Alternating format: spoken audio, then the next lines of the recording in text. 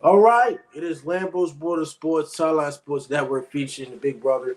ACC matchup. It will be a kickoff at noon. It will be on ABC.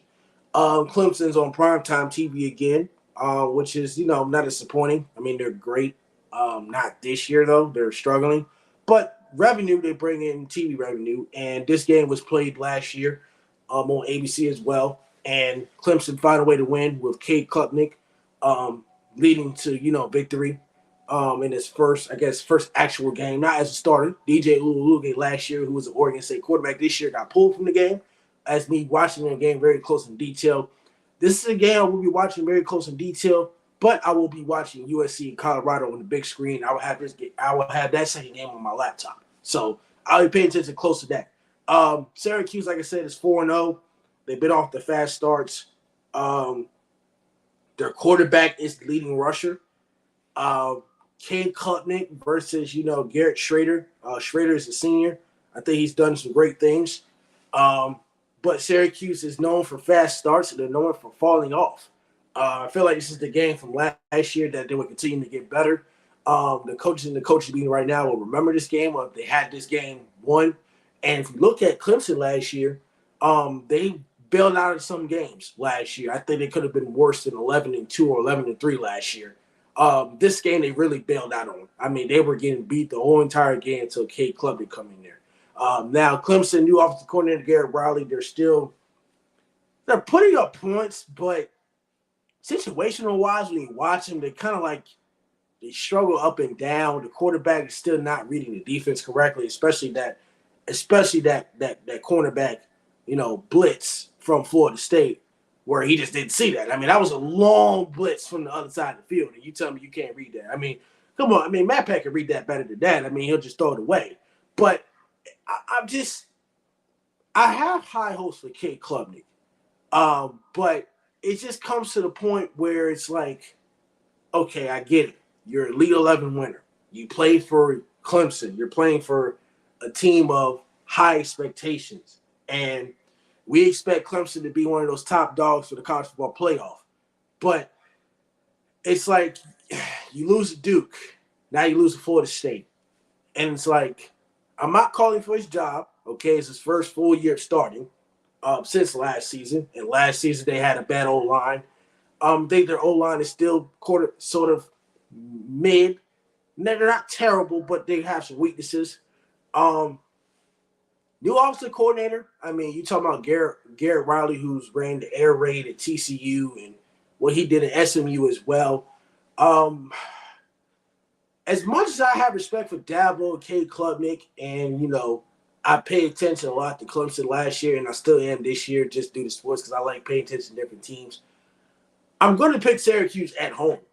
It's not really an upset in my opinion, but it's just like Clemson's supposed to win, and they lose, and Clemson had Florida State beat. And you said it, yesterday, Florida State didn't play great, but it did just enough to, beat Clemson. So I'm going to take Syracuse to win this game. I don't have a score for this one because it could be close, it could be lopsided, but I think Syracuse has a legit defense, and I'm confident in Garrett Schrader over Cade Klubnik. Dude, hell yeah. I'm also on Syracuse. I really didn't think that this was gonna be one of the games that we were on the same page for, but I'm all for it, bro. So yeah, to your point, I'm taking Schrader over Klubnik as well. Schrader's got 12 total touchdowns so far, 6 in the air, 6 on the ground. Like you mentioned, he's the leading rusher, which is insanely impressive considering he's been sacked 8 times, and he still has the most rushing yards on the team, highest yards per carry on the team, when all of that is impacted by sacks as well. So, all credit to the O-line of Syracuse. They've allowed 2 sacks a game, which granted you would want your quarterback not to get sacked at all, but that's just not the reality most times. So only being sacked 8 times through 4 games, you've got your quarterback averaging 6.9 yards a carry. Your starting running back is only 5 yards behind Schrader in terms of rushing yards, and he's getting 5.1 a carry. And the running back 2 is averaging 5.8 a carry with 99 yards so far and only 17 carries. So they're super deep on offense. The offensive line is cooking. The wide receivers seem to be very spread out. There's talent in multiple spots in the wide receiver room and tight ends as well. And their starting running back also has 11 catches already. So he's very involved as well. He's the fourth in receptions on the team so far. So they spread the ball out everywhere. They've got touchdowns to 1, 2, 3, 4, 5, 6, 7 different players on offense just through the air. And on defense, they've got it from obviously Schrader and Allen. So yeah, I'm with Syracuse here. I think that they can handle. Their defense has been outstanding so far. They've already got 6 interceptions as a team. So Cade has played well. I don't want to say he hasn't played well at Clemson, but like you said, the shortcomings are very evident because they've been on national TV. He's just not that he's not ready. I don't want to say that, because when it comes to who's ready and who's not, I'm definitely not high on that totem pole. But in my opinion, he's just not ready to be that Clemson quarterback that people have come to expect since 2014 or whatever it was. There's been a long line of successful Clemson quarterbacks, even the least successful excluding DJ now that he's gone, but Taj Boyd was great. It's just he was between Deshaun and Trevor Lawrence. That's not his fault, that he's got to get compared to those guys that are within a few years of him. That's not his fault, but he was still great.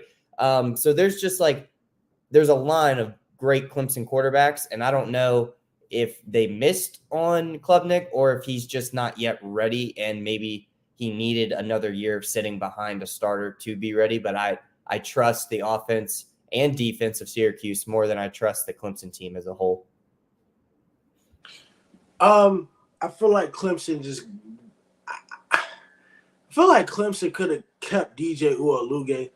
He wasn't bad numbers wise. Now his completion percentage was pretty bad. There was a game where he went 9 for 26 passing. They didn't have receivers last year. The offensive line was awful. I could go on and on about that for 2 hours.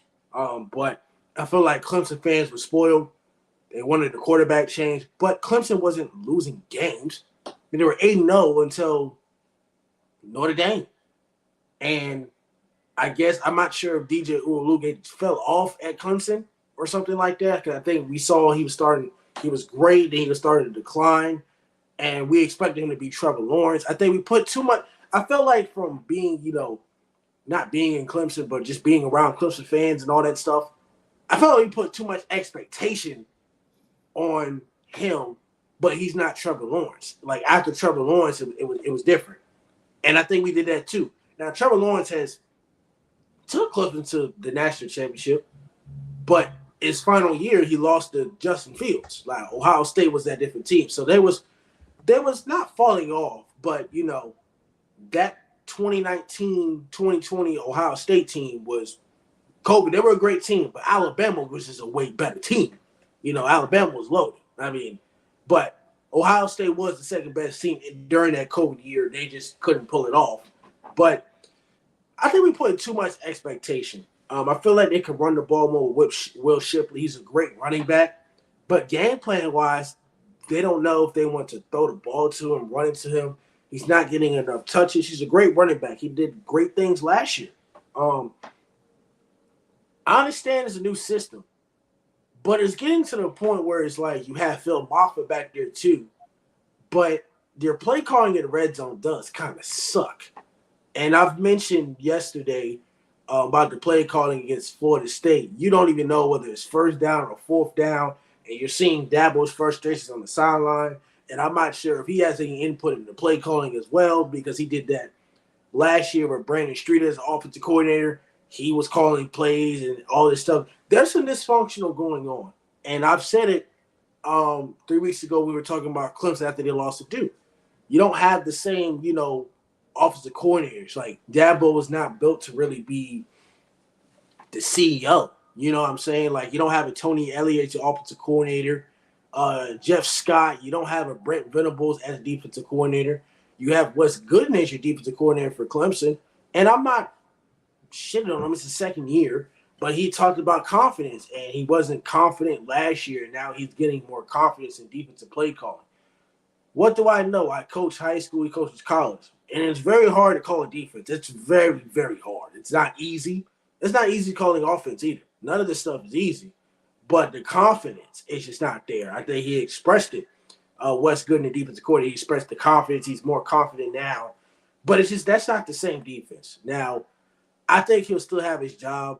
Like I said, that wasn't really fire his assistants. But the Clemson defense, it's not the same team. It's not a Brent Venables defense where they were dominant. And they lost. They lost to good Alabama teams. But, I mean, there was one year they lost 24-6 to Alabama. Their defense was great. Their offense couldn't score. Alabama just happened to be a better defensive team than Clemson. But the defense is not the same. The offense isn't the same. They don't really have wide receivers. They really don't have a true tight end. Their offensive line needs some work. And like we said, when you don't go in the transfer portal, it just doesn't go well. So I guess he's too old school. Dabo is. Nick Saban at least is trying to transfer portal. He's trying something new. But it just comes down to what we said weeks ago. You don't trust the transfer portal. I don't know how you're going to get these players paid. So not saying Dabo's job is on the line, but they'll make a bowl game. They'll probably make a New Year's Six bowl game. But the college football playoff was over when they lost to Duke. And then it hurt their chances more now when they lost to Florida State. Now, Florida State's a great team, but it's like, we're not high on Clemson at all. And as much confidence I want to have in them, I just don't have the confidence. That's why I'm going to take Syracuse. And I feel like for Clemson, they could win 9 games for the rest of the year.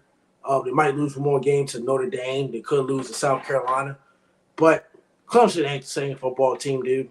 And whether I'm right or wrong, I'm not confident in them going forward. Yeah. I really don't have much to add. I'm right with you. Like you look at Klubnik and I was just talking about him. Sorry, the quarterback. No. Just for Syracuse, Garrett Shrader. Right.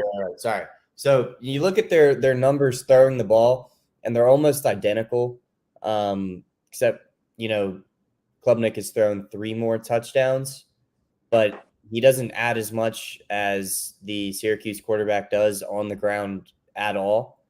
He's had like some short yardage touchdown runs or anything, but he doesn't have 6 total touchdowns or touchdowns on the ground. He doesn't have anywhere close to 300 yards rushing.